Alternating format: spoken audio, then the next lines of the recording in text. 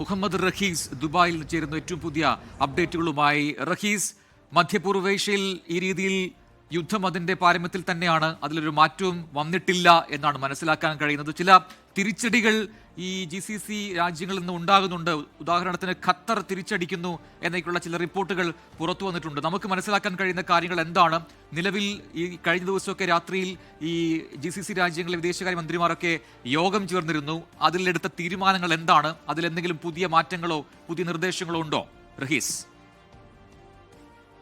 ഈ നിമിഷം പുറത്തു വരുന്ന ഏറ്റവും സ്ഥിരീകരിക്കാൻ പറ്റുന്ന ഏറ്റവും അധികം ഉപകാരപ്രദമായിട്ടുള്ള ഒരു വിവരം, അത് ഷാർജ വിമാനത്താവളത്തിന്റെ പ്രവർത്തനം കൂടി ഭാഗികമായി പ്രവർത്തനം ആരംഭിച്ചിരിക്കുന്നു എന്നുള്ള വിവരമാണ്. അത് ഒഫീഷ്യലായി തന്നെ അത് കൺഫേം ചെയ്തിരിക്കുന്നു. ഇപ്പോൾ ഷാർജ വിമാനത്താവളം കൂടി തുറന്നു പ്രവർത്തിക്കുന്നുണ്ട്, ഭാഗികമായെങ്കിലും പ്രവർത്തിക്കുന്നുണ്ട് എന്ന തരത്തിലുള്ള വിവരങ്ങൾ പുറത്തു വരുന്നുണ്ട്. അത് ശരിയായ വിവരം, സ്ഥിരീകരിച്ച വിവരം പുറത്തു വരുന്നു. അതായത് ഈ ഫ്ലൈറ്റുകൾ ഏതൊക്കെയാണ് പ്രവർത്തിക്കുന്നതെന്ന് കൃത്യമായി നോക്കി ആ ഫ്ലൈറ്റുകളിൽ പോകേണ്ടവർ മാത്രം വിമാനത്താവളത്തിലേക്ക് എത്തണം എന്ന കർശന നിർദ്ദേശം ഈ ഒരു അറിയിപ്പിനൊപ്പം വന്നിട്ടുണ്ട്. അപ്പോൾ അത് വളരെ പ്രധാനമാണ്. ഷാർജ വിമാനത്താവളത്തിൽ കഴിഞ്ഞ ദിവസമൊക്കെ ചില മലയാളികൾ ഉൾപ്പെടെ കുടുങ്ങിയിരുന്നു. കാരണം ഈ ശനിയാഴ്ച ഈ ആക്രമണം തുടങ്ങുന്ന സമയത്ത് ഏതാണ്ട് 1 മണി വരെയാണ് ഷാർജ വിമാനത്താവളത്തിൽ നിന്നും വിമാനങ്ങൾ പോയിരുന്നത്. അതിനുശേഷം കേരളത്തിലേക്കടക്കം വിമാനങ്ങൾ ഉണ്ടായിരുന്നു, കൊച്ചിയിലേക്കടക്കം വിമാനങ്ങൾ ഉണ്ടായിരുന്നു. ആ വിമാനങ്ങളൊക്കെയും പിന്നീട്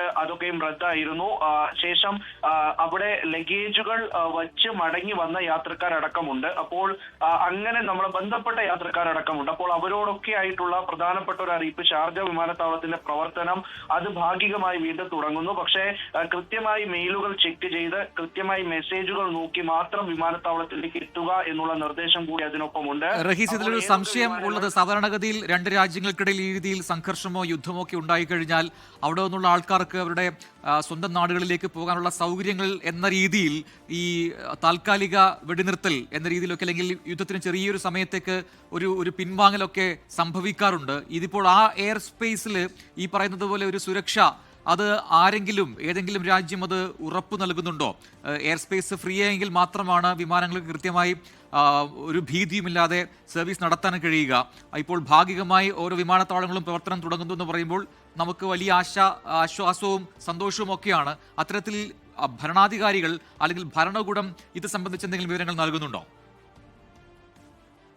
രജനി, സിവിൽ ഏവിയേഷൻ വിഭാഗം നൽകുന്ന വിവരം അനുസരിച്ച് അത് കൃത്യമായി സുരക്ഷിതമായി ജനങ്ങളുടെ സുരക്ഷ മുൻനിർത്തി അത് ഉറപ്പുവരുത്തിയതിനു ശേഷം മാത്രമാണ് പൂർണ്ണ തോതിൽ ഒരു പ്രവർത്തനം തുടങ്ങുക, എയർപോർട്ടുകളുടെ പ്രവർത്തനം ആരംഭിക്കുക എന്ന് പറഞ്ഞിട്ടുണ്ട്.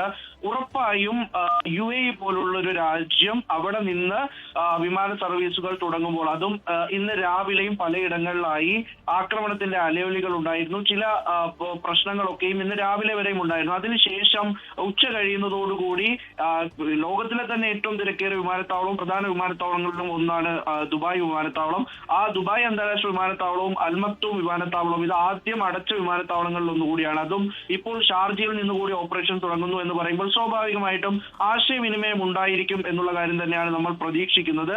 അത് ആദ്യം മുതൽ തന്നെ ഇറാൻ പറയുന്നത് ജനങ്ങളെ ആക്രമിക്കാൻ, സിവിലിയൻസിനെ ആക്രമിക്കാൻ ഒരു തരത്തിലും തങ്ങൾ ശ്രമിക്കുന്നില്ല, അല്ലെങ്കിൽ മറ്റു പ്രശ്നങ്ങൾ ഉണ്ടാക്കാൻ ശ്രമിക്കുന്നില്ല എന്നാണ്.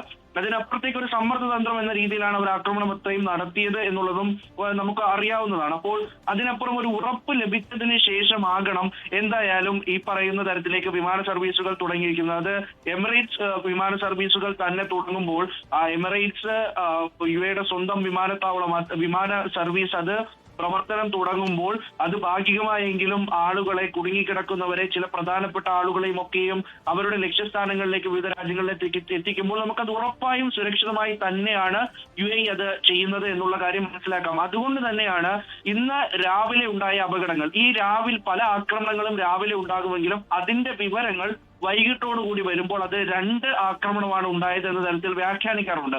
ലോകത്തെവിടെയായാലും ഏത് സമയത്തും 24 വാർത്തകളും ഓഗ്മെന്റഡ് റിയാലിറ്റി പാക്കേജുകളും എക്സ്പ്ലെയിനറുകളും വിശദമായി കാണാൻ ഞങ്ങളുടെ YouTube ചാനൽ നിങ്ങൾക്ക് സബ്സ്ക്രൈബ് ചെയ്യാം.